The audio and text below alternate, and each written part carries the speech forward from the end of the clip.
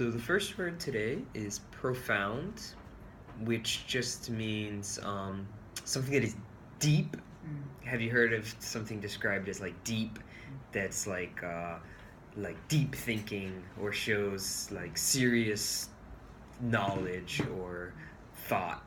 So maybe if you hear like a philosopher or maybe like a monk, maybe like a Buddhist monk is talking, they sound very profound. Like their thinking is very deep and wise or something.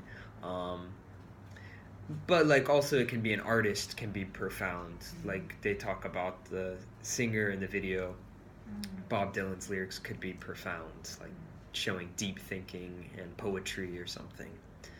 So profound just means showing someone who's very complicated and insightful and thinking very deeply and thinking with great knowledge. Can I use this word as an adjective, like beautiful or cute? Like, oh, he's profound. Right. Exactly. To describe someone or a work of art or something would be profound. Exactly, yeah. Adjective. And can I use this word for medical symptom? If it's really serious? When I've heard this to describe like a condition, it's usually like non-physical, like depression. Someone could have profound depression or sadness, but I couldn't say like, yeah, someone's heart is like profoundly sick or something. That's a little strange, but Yeah, I checked that in the dictionary, so that's why I feel like I needed to check it. Oh, right. So like, well, 자폐? Autism. So maybe you can say, his autism is profound. Serious? It's just serious? Yeah. It seems, yeah, right, like that. So, yeah, it can be used in a lot of different ways, but profound. For the next word was anthem, and we had this word before to describe kind of like a rousing song that gets everyone kind of singing and involved, uplifting. But it can also be a song that identifies like a certain time period. Like in this video they talk about the 1960s. So this was a time when there was a lot of counterculture and things going on.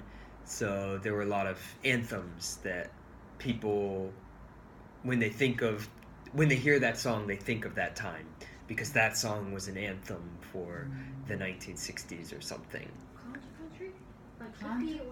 Counterculture, yeah, like hippies, that kind of thing happening in that time. Or like even the civil rights movement had some anthem, maybe when African Americans were like fighting for their rights. So they might have had a song that was like an anthem for the civil rights movement. Yeah, we had that kind of songs. Right, so even at the Gwanghwamun protests, you could see like the folk singer or someone singing an anthem for everyone, right? Same.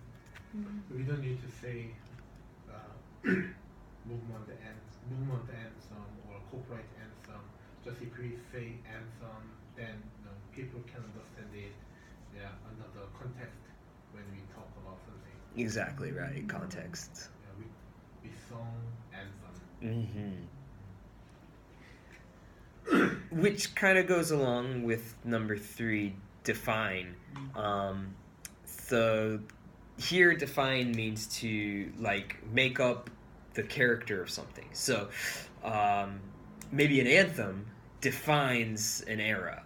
So a song could define the movement, like the 1960s counterculture, or define the civil rights movement.